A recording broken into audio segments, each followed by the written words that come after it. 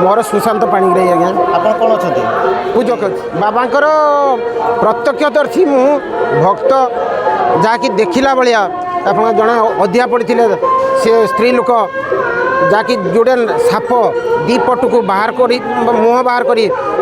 माने हजार हजार लोक देखिकी जहाँकि ताजुब हो जाती जहाँकि सहीटा आहरी एट्राक्टिव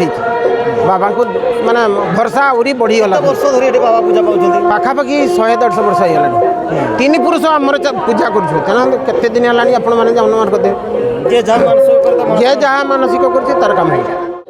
मो ना श्री पुरुषोत्तम दे मो ये अंचल बासिंदा पाखापाखि आम छोट बेलू मो बयस 50-55 है आम प्राय छोट बेलू चाली चाली सब आसु थाई एवं ये बाबा जमी विश्वास मिलई हरि तर्के बहु दूर तेणु विश्वासर मूल मंजी ए बाबा एवं एठिकार भिड़र तो जानीपारे माने भोकरे शोषरे लोक लाइन धरिकी छिड़ा होती श्रृंखलित भाव में छिड़ा होती एवं पूजा सारे जीवे तेणु ए बाबा ऊपर आमर बहुत बहुत भरोसा अच्छी एवं आमे जी जहाँ मनस्कामना रखी था ता निश्चित पूरण हुए ए विश्वास आमर रही। केते दूर लोक सब एठी को तो लोक पाखापाखि झारखंड बेंगल ओडिशा ओडिशार मैक्सिमम उत्तर ओडिशार सबु जिलार लोक एठाको आसंती एवं मेला पाखापाखि 15 दिन धरी बसे बहु संख्यार लोक आम आवश्यक पड़े तो लक्ष्य ऊपर पहारी जाते बोध हुए प्रशासन तरफ यथेष्ट एबिकार जो आईआईसी पाणिग्राही सार सी पूरा दमर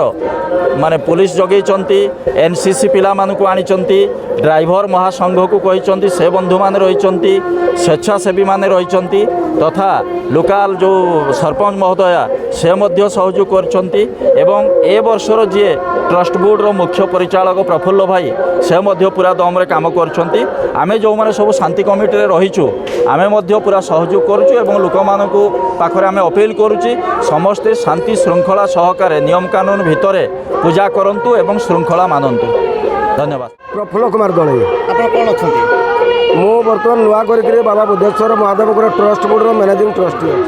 आज्ञा ये तो मोर जन्म नथिला मंदिर बापा जहाँ कहते 150 वर्ष तलर मंदिर एवं 150 वर्ष धरिक वर्तमान सुधा बाबा पाखे ए महाशिवरात्रि रे जनगहली लगी रुहे बहुत दूर दूरांतरू केवल मयूरभंज नुहति सारा ओडिशा प्राय लोक आसते आज भी आसते केन्द्रापड़ारू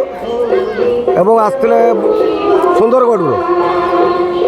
भक्त सहित देखाला दर्शन कर छाड़ी केते दिन धरी ये मेला 12 दिन धरिक सरकारी हिसाब से परमिशन आमको मिले एवं 12 दिन धरिक मेला चालू रहे। नीतिकांति रोचे बाबा नीतिकांति रोचे आज्ञा प्रत्येक दिन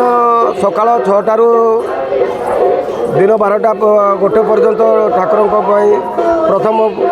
नीतिकांति भितर पहड़ रुहे एवं पूजा अर्चना विभिन्न जगार भक्त आसते मानसिक रखी था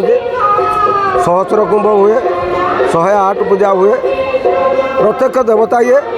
पातालपुर देवता ये कौन स्थापना देवता नुहति राजा राजुड़ा अमल जड़े व्यक्तिगत लोकंर अधीन थिला वर्तमान ग्रामवासी सहयोग एवं किसी बुद्धिजीवी परामर्श क्रमे सहयोग आज